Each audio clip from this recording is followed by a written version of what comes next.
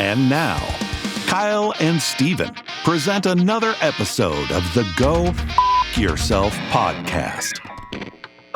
It's Fix. Really? Well, that's embarrassing. The Go Fix Yourself podcast.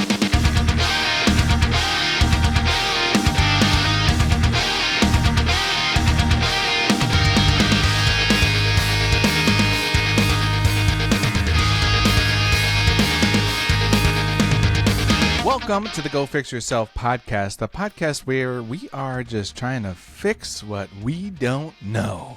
I am your co-host, Steven, and joining me digitally, but just looking fly AF, man, as always, is the wonderful, is the talented Kyle Redding. What is going on, everybody? I'm taking a look at my screen, and I see I have my lovely casting couch in the background with some sort of pillows. Yeah. I don't even know if you can see my Peloton over there, but that's something I want to talk about in this episode as well, because you've been using the Peloton. We'll get into that. Okay. Yeah, so I think, as most people know, we've been going week to week with tons of interesting guests, people from all over the spectrum of skills and knowledge in all different categories. And today we've just decided to really bring the bar down by just having us on. You know? No. We're keeping the bar where it is, but usually it goes a little higher. But yeah, I guess you're right. It's equal in my head. Not that we're better than anybody, but we're just doing the two of us for now. Yeah, Rick and Carol. I'm Kyle, and I'm Steven. I've been friends with your son for a long time. Oh my gosh! Yeah, when did we? It was 2009, 2010. Yeah, somewhere around there. 14 years, almost. Yeah, and I've just watched him go through the peaks and the valleys, and honestly, I'm worried for him. No. Oh, join the club. I'm worried for myself. Yeah. No. Okay. So really quick. So yes, we have been doing a lot of guests. We've had a lot of guests on here. The number has been growing, and I myself included, we've taken on some bigger projects, some other things outside of the podcast. And so scheduling with guests and, setting up all the gear and the videos and then getting them edited, it can take a long time. And I don't think people see like what goes on behind the scenes. And so it takes a lot. And then trying to keep up with social media and all that jazz. And so for me, I'm working on this short film, and we talked about it a couple months ago, right when we were starting. And so I'm diving into production relatively soon, but right now we're in pre-production. And so we're doing bigger things, and it's like, let's just go down just the two of us, just like before, just like we did for like 80 plus episodes. Yeah. Just me and Kyle. It's easier, do it digitally. We don't need to like do a crazy schedule, and we can just have like a quick 30-minute discussion on what you're doing. A little catch up, a little ketchup in the bottle, genie in the bottle, if you will. Yeah. Look, I'll be rubbing something. I was going to say, I just think of like the ketchup where you're smacking it on the bottom to get the ketchup out. And we can talk about, because I just learned some interesting things about ketchup, and we'll get into that in a second. But just for the people that maybe don't know what you're working on, why don't you just do your own little elevator pitch of this short film? Yeah, so I am working on a pretty big scale short film. This is like my biggest short film to date. We have a crew. We have a script I wrote for the last year and a half, and we're kind of doing the damn thing, dude. It's a script about a guy who wants nothing more than to fall in love, but every time he does feel love, he breaks out an allergic reaction. So he's allergic to love, and that's what we're calling the short film.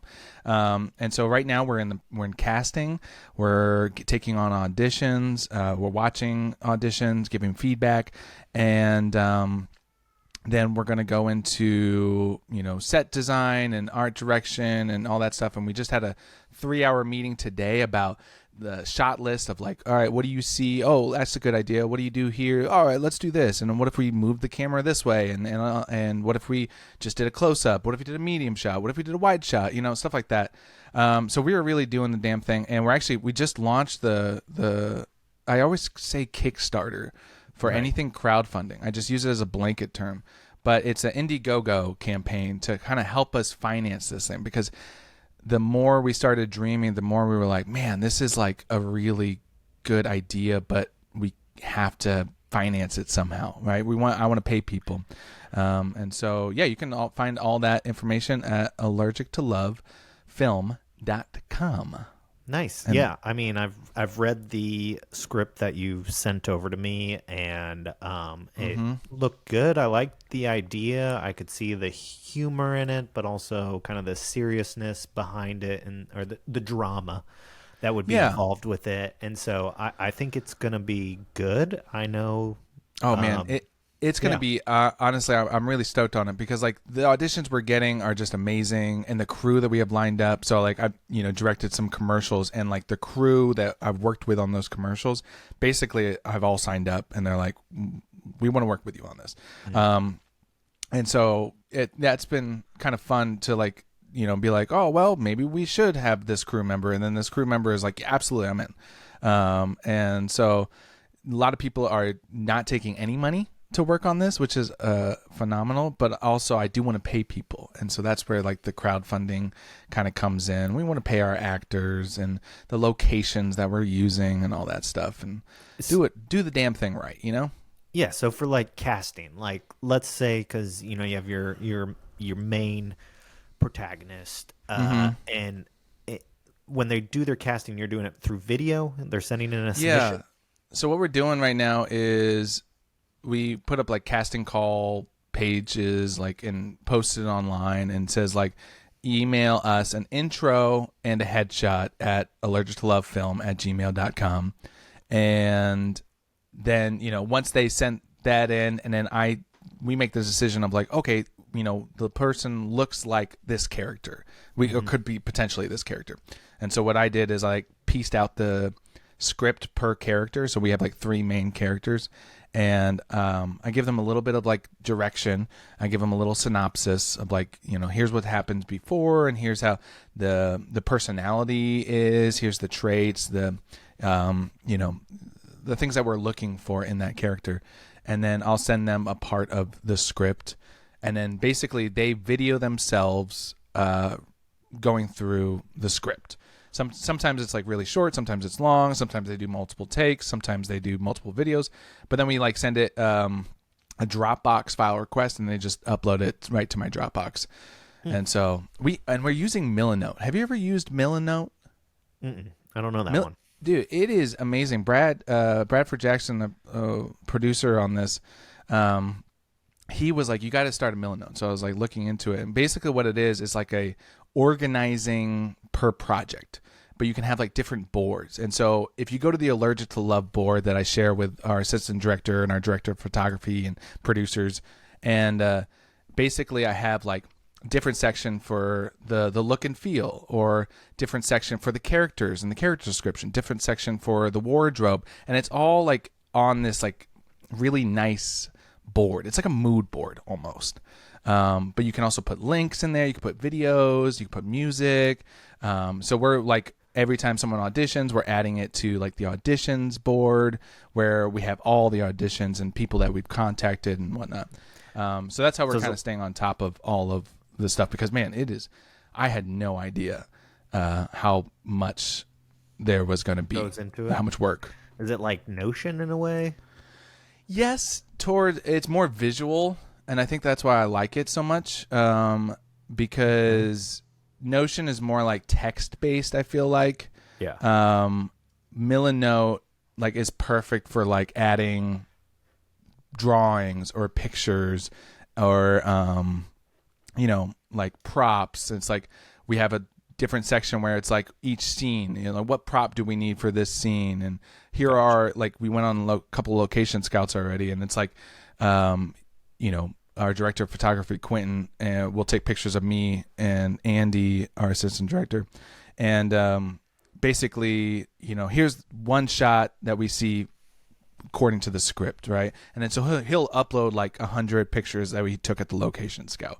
And so we get to go through that, and it helps me like kind of rewrite the script or rewrite that scene for that moment. And it's like, okay, now I have to move over here because the location doesn't quite work with what was in my brain, and so I need to like reformat it. So Milano, man, it's been really cool. And so basically we're just keeping it updated. But yeah, we're casting, have the crowdfunding going. I'm coming back. I'm going on a trip. So when this launches, actually, I'm in New York, or Philadelphia, one of those, and come back, and I just hit the ground running. And so it's taken a lot of time, and that's why we're just doing me and you for right now, because it's just like insane. It's like, you think about making a movie, and you're like, oh, that would be so much fun, but then all of a sudden it's like, you write the movie, but then you have like meeting, talking about it multiple times and giving vision and direction, but also like, you have to plan out each shot independently and think about it. It's like, what do you want to see? Well, that doesn't really work, so maybe let's switch the camera over here and do this. So I'm having a fucking blast, dude. Having a blast. This is for a short film, like not to put it down at all, but what's the end length of it supposed to be? We're looking at 15-20 minutes. So right now the script that I wrote, or me and my brother wrote, is 16 pages, and they say it's about a minute per page. Mm-hmm. But of course, we're shortening things up. We're elongating some moments. We're adding shots. We're adding moments. We're adding glances and looks and different other things. And so yeah, right now it's 16 pages, but it could shrink or it could get a little bit bigger. But at the most, it's going to be 20 minutes at the most. I don't want to go more than that. Yeah, that's kind of what we're hoping to do. Your 3-hour Mel Gibson movie. Yeah, kind of there's idea. no way. Yeah, there's no way. It's pretty wild. I mean, yeah, it shows you really a little taste of like what these big guys go through, and like, I mean, working on a movie for like years and years, it's like that makes sense now, because there is so much to think about, so much that like is going to make it on the camera that is thought out to a T, that like helps the story, but you don't even realize it. You don't even like think about it as like an audience. So, yeah, it's been really fun. I'm really enjoying it. I love it. Yeah, I mean, anybody that's listened or knows us, I feel like kind of gets this vibe that wintertime here in Alaska is where you pick up kind of. So summer's over. You just had all of your fun. You blew your whole load all summer long of just like doing anything you want, drinking, eating, whatever. And now when it comes to fall time, there's an easy way to fall into a depression here in Alaska since it's dark all the time. And I feel like that's by not having any hobbies or activities or goals to reach over the next 6 months. And that's something that kind of like hit home with me, is like, you got this project going on, and it's kind of made me think like, well, what am I trying to do with my life? And I just knocked off this bucket list golf trip. For people that know golf or don't even, it was in Pebble Beach, and it was insane. Like, just great golf, great time with some buddies that I've been on tons of trips with. Pebble Beach, isn't that like on video games, like golf video games? It's I was gonna say it's a big one. It's the number one course in America, essentially public course. Dang, and you were on it. I did it. I played it. You did it. You did the damn thing. I put my ball in 18 of its holes.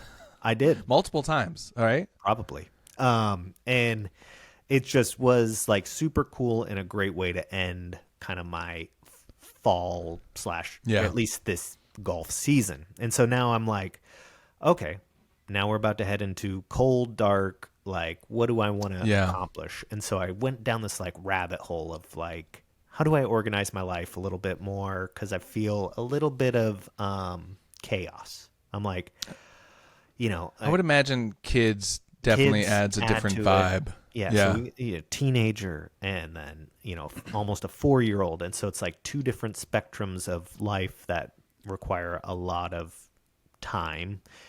And Molly and I are just always talking like, how do we be better versions of ourselves so kids will see that better version and how do we strive stop to be being better? Big pieces of shit. 100%. So I hopped on the old Notion train, and I did a little deep dive with Notion, which is Notion's great, man. Yeah, I use that for my work. Yeah, for work wise. So for people that don't know Notion, Notion is kind of like a like he was saying, like Milanote. Is that what you said? Yeah, Milanote. So it's this program where you can customize it to keep track of like to-do lists, goals. You can customize calendar. There's so much like customization in it, and people have gone crazy making stuff in it. I was gonna say, have you gotten into like downloading templates now? Yeah, I've downloaded a couple. Like there's databases you can build in it too. It's insane what that program can do, and it's all for free. Yeah, so Notion, man. Think of your notes on your phone in an iPhone and make it so that it can feed to like 5 different pages. So if you update a goal, then it will update on another page, and then you can update the things that are going to help you to get to this goal.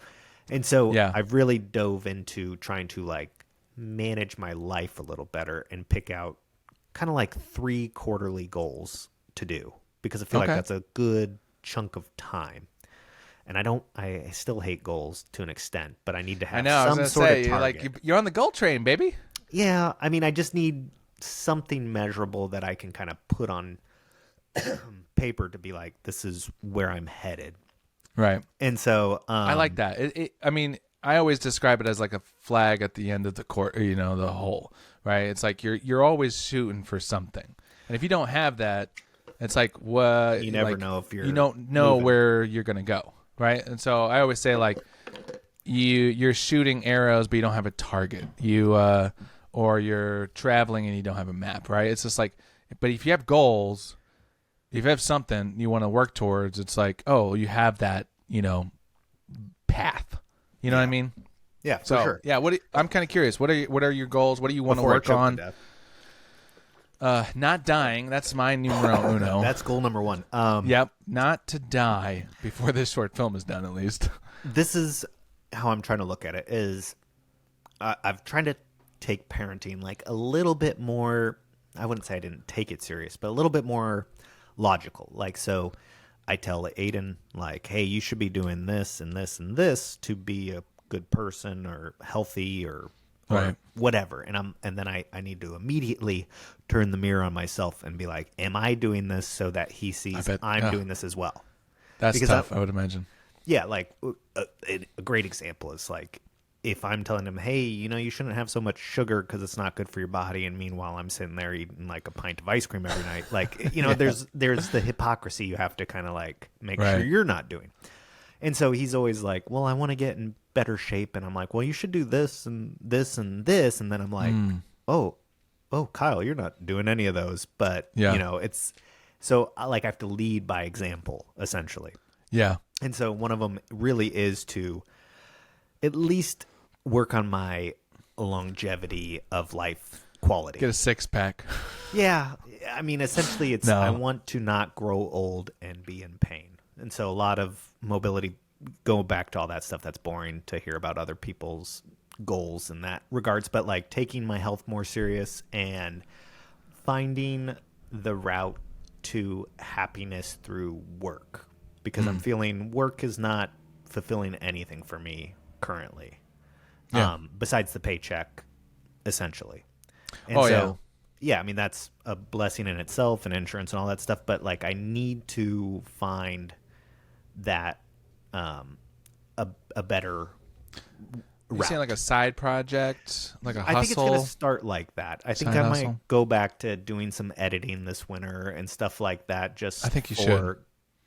Kind of to keep that skill sharp, because I just opened up like my Final Cut Pro for the first time in like 2 months, I feel like. Oh, wow. And I was like, I'm going to edit some stuff from this Pebble Beach trip. And like, I didn't even know where half the buttons were anymore, or like the flow for my fingers. I was like, oh yeah, I used to do this and this. And it's a skill. Like, you got to keep at it. Yeah, I get that. Yeah, so I think it's just going to be sharpening that and like kind of doing a bunch of side hustle stuff to see where I really enjoy spending my time while kind of dabbling in seeing what's actually making me happy in a career. Because I'm not unhappy, but I'm not happy. And I feel like that's the same thing. I think just being mediocre or complacent is unhappy. Right. So it's like I need to solve that. So I think that's yeah. I think that's kind of where I was too at the beginning of this summer. A little different, right? Because I'm like I've been doing what I wanted to do, and then I started doing therapy, and then it really was like, what's his name again? The guy. Oh, I'm actually I switched. So now I'm not on BetterHelp. I'm actually going to see someone in person. Who's your BetterHelp guy? His name was Raymond Butts. Oh, yeah. Old Ray Butts. Old Butts. Yeah. So I stopped doing BetterHealth and finally found... Actually, Kyle Harrington recommended a therapist. We had Kyle on several episodes ago. Yeah. And he recommended his therapist. And it's all the way out in Wasilla, which is a 45-minute drive every week right now. Once a week, and it's an hour session and 45 minutes back. So it's a time commitment. I've done 2 sessions with him. Dude, game changer. Like, insane. We were supposed to do 3, but had to cancel it, unfortunately. But anyway, long story. But in the beginning of the summer, I was just, like, feeling, like, down. Like, I was talking about it here. I was like, I needed, I was like, I always use this visual of, like, I'm in a hole. And then I'm like trying to climb up, right? And like I visualize it like a well, right? You're like down in like the water, and you're like trying to bob up and down. And you're drowning, and then finally you maybe like you start to like do a little work on yourself, a little self-awareness, if you will. And so for me, it was reading like books on self-sabotaging and getting therapy and journaling a fuck ton. And then finally, like you could start to feel yourself like, instead of being like, drowning, you're slowly pulling yourself up. And I was in that depression, I would say. And, I think a lot of people are like, there's a lot of, right, you have minimal depression. I think there's a lot of people who suffer with depression on a major scale. And so I use it as like, I was very minor, right? It wasn't really affecting my life. I could still go about life and work, but I did not want to work. I didn't want to work on anything. I said no to like every project that came my way, which was money coming not in my pocket, but I just didn't want to do it. And so it was so much so I was like, am I doing what I want to do? Right? Making videos, making designs for people. And I was like, ultimately like, no, I'm not. Like, yeah.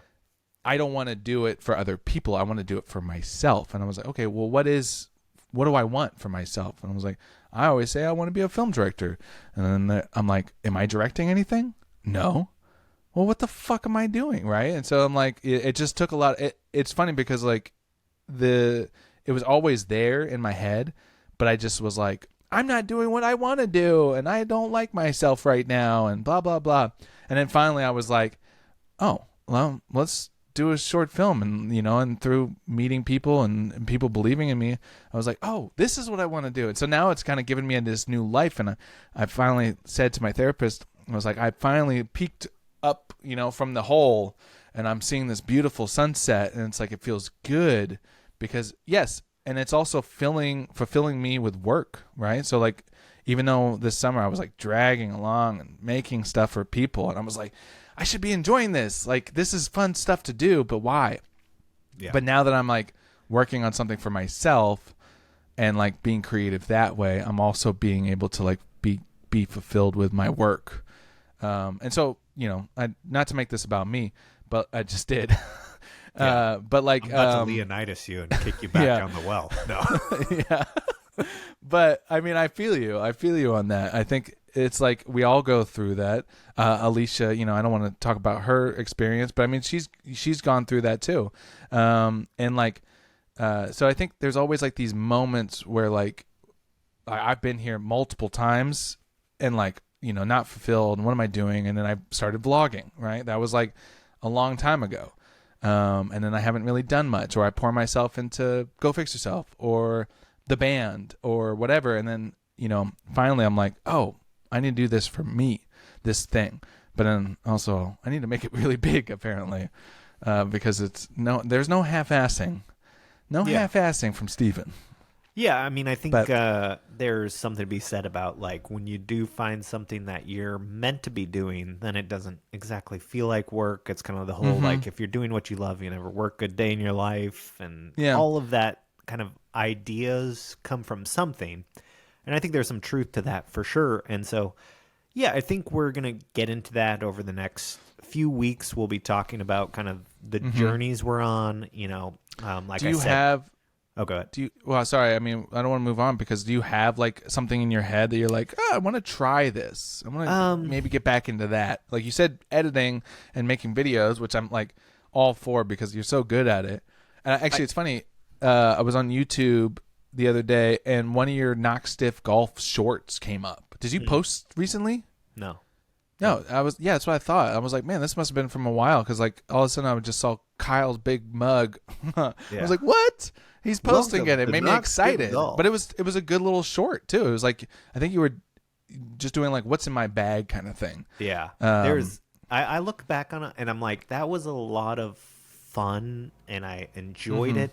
I do feel like it took some of the love of golf away from me because of course you do something you do something long enough and then you're like, this is such a chore like to do. I just want to do what I love instead of like That's why you need to hire someone just to follow you around for sure, just mic you up because I think that would be fun to watch. That came to mind as like if you just hired an editor, that would take away. Editors really do make like the world work because if you can have fun and just capture the video and then have them put together the story with your help, then it's like so much easier.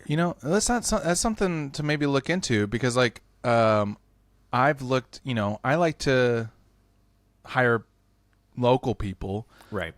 And, but there's also like, not to say like, local people are bad, but like there's also the idea of virtual assistants or Fiverr editors. Right.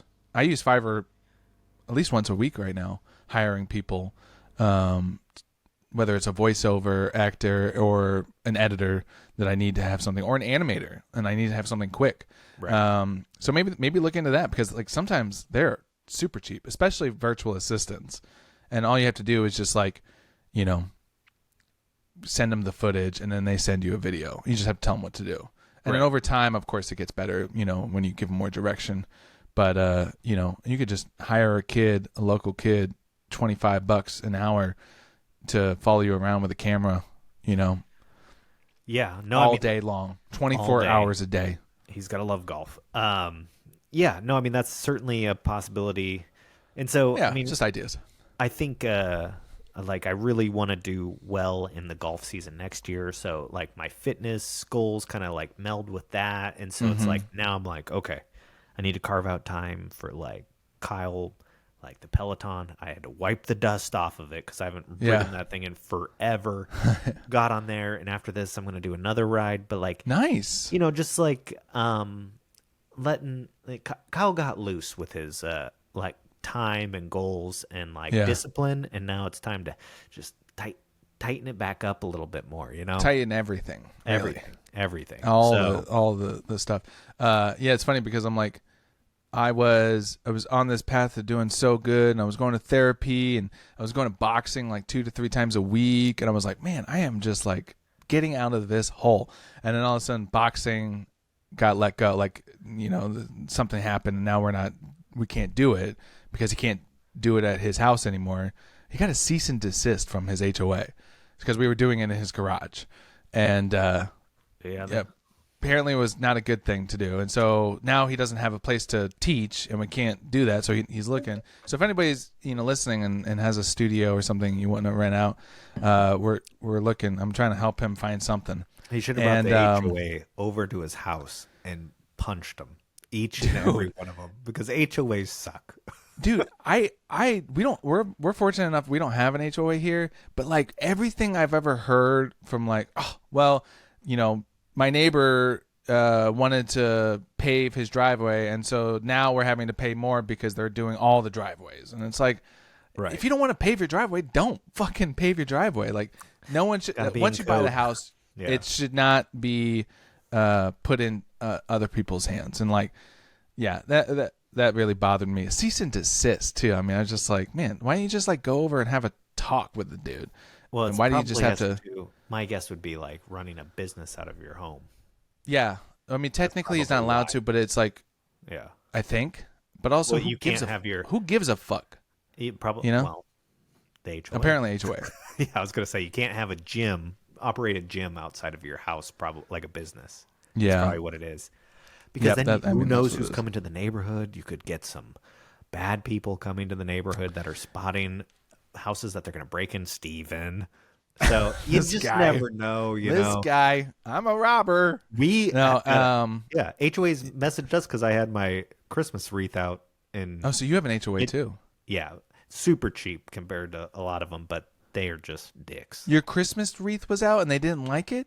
After I think it was like January, we still had it. Who cares? That's such a silly little that it blows my mind.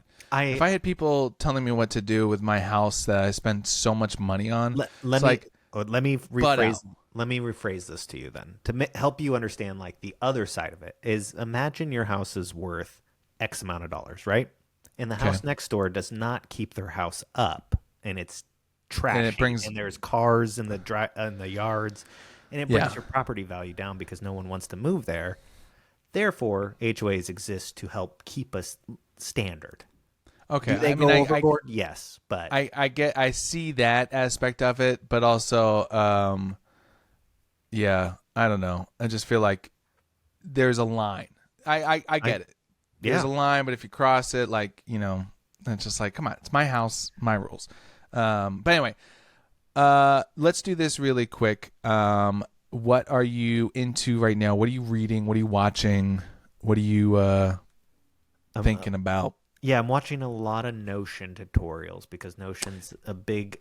You get sucked in, man. Big elephant to eat. And it's like a lot of different ideas about how to use it properly. But I remember there's a guy on Twitter that I followed. His name's Easlo. He's a guy you want to check out.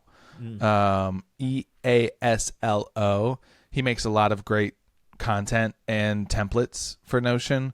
And so it's a lot of great ideas. I remember when I first made my first template on Notion, I was like, holy shit, I finally did it like the way I wanted to have it set up. And people are calling Notion the second brain, right? Because like you can put everything in there. You're like, all my work stuff, I put like on a to-do list, right? It's like, all right, waiting, and then in progress, being reviewed, completed, whatever. And so I can drag and drop into these columns, and it's like, and then I have, my client, they have access to that Notion page, and so they can control it. And if they're like, okay, something else is coming up, they add a little, an extra to-do list thing. Mm-hmm.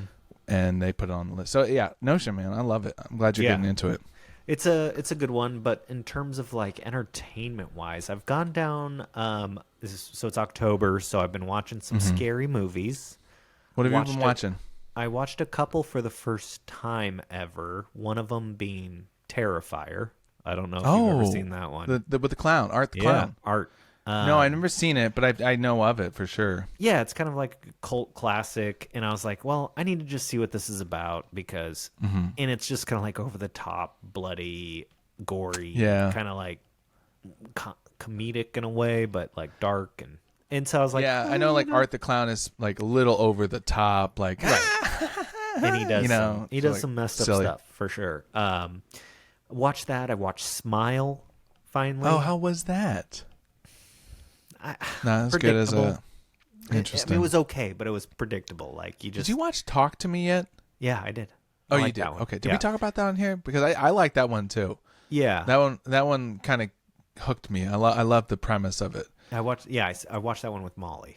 I think. Oh, that's right. We did talk about that. And then I watched, per recommendation from our mutual friend Drew, I watched White Lotus. Oh yeah. Good I watched show. Season 1. I was like season 1. Just season 1, yeah. Okay, season 2 is good too. Yeah.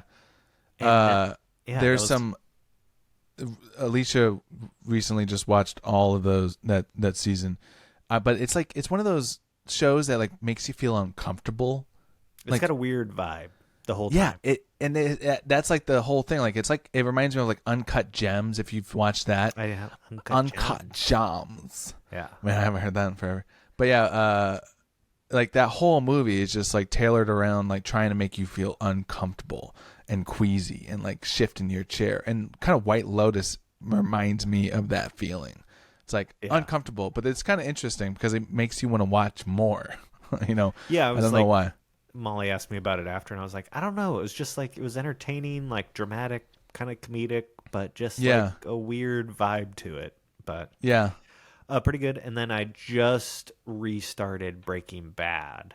I was like, I'm gonna watch the first season and see if it really hooks me again to like continue, because it's like this is an investment to get through all 7 or whatever. 5, 6. How many seasons? It's like 6 or 7, whatever it is. Yeah. Okay. And so I'm like 3 episodes, and I was like, man, this was such a good show. Still hooked you again, huh? To an extent. Like, I don't know if I want to sink the time into like watching it, because I have no medium speed. Like, I have to like binge and like watch 3 episodes a day somehow. Like, you know, it's like I can't not do that, because I just want to see the ending or get it done with. Yeah, I get that. So. I do that if it's a Netflix show I've been waiting. Like I watched One Piece. I think I talked about it on here. I binged One Piece. Netflix when they post all of them at once, all the episodes, I'm like, boom, done. Yeah. I think that really damaged our attention span when they started doing that. I mean, I don't think social media and all that stuff has helped. And then now it's like Netflix binging, and I mean, I feel like it's just going downhill. House of Cards was like the first one to do that for me. I feel like when they just I was just talking about House of Cards with guys. Yeah, it was like midnight. They unleashed all the episodes for the season, and then I was like, oh, or maybe that's one of the earliest memories I have of it. I feel like same. What about you? Well, You've seen anything? I'm consuming some. My books. I'm like reading about directing, right? And then I'm reading James Bond, Casino Royale. Oh, okay. Because I finished an action adventure, very Indiana Jones type of book. I really liked it, and I was like, oh, what's another kind of it wasn't Indiana Jones, but it was like in that same world, kind of like architect and not architect. What's the word I'm looking for? Whatever. But it's just like similar, action and finding lost relics and all that kind of stuff. Yeah.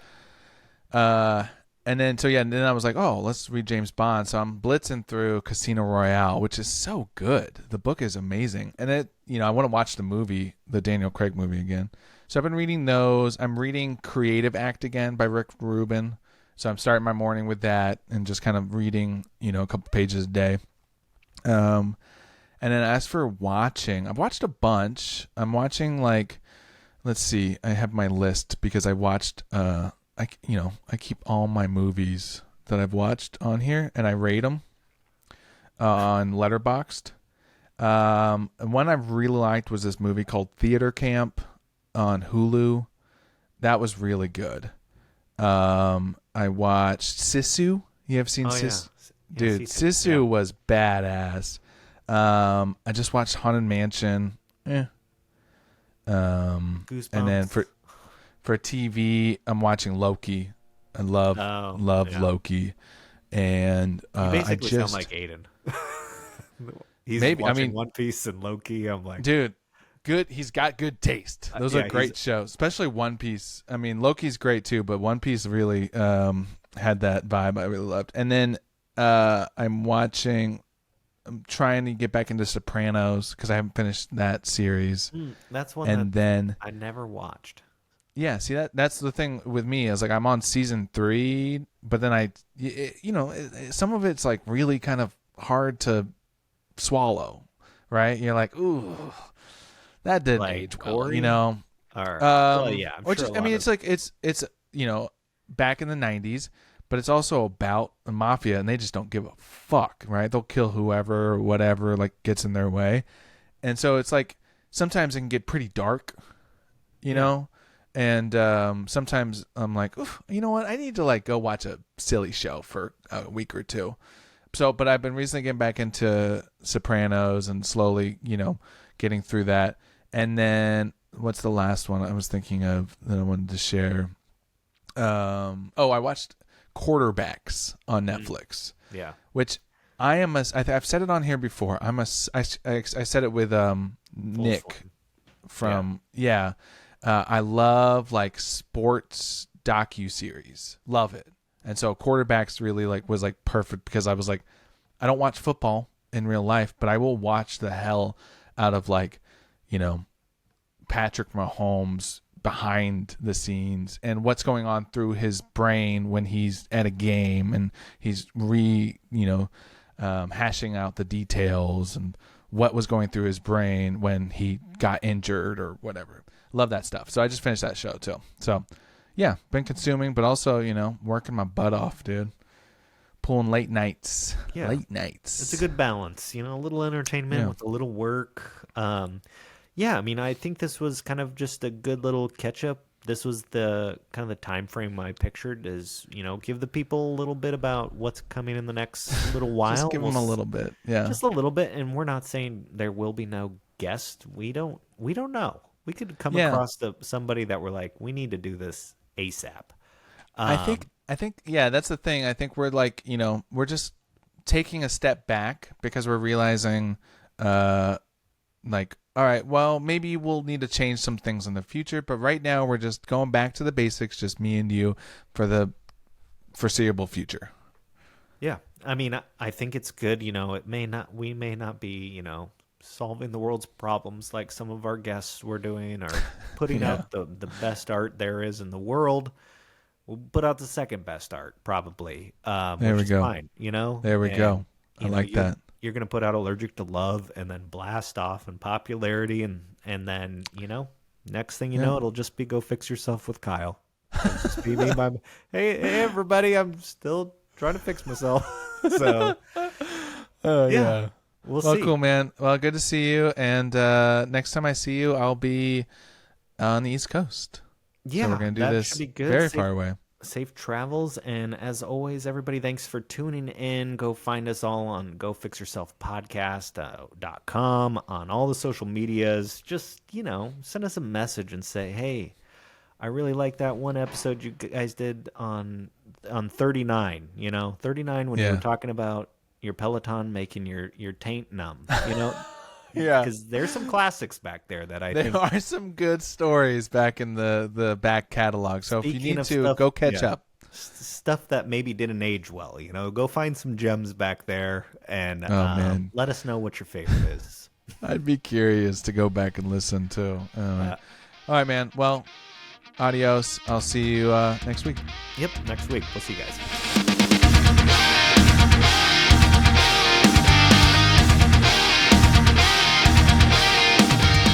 Thanks for tuning in.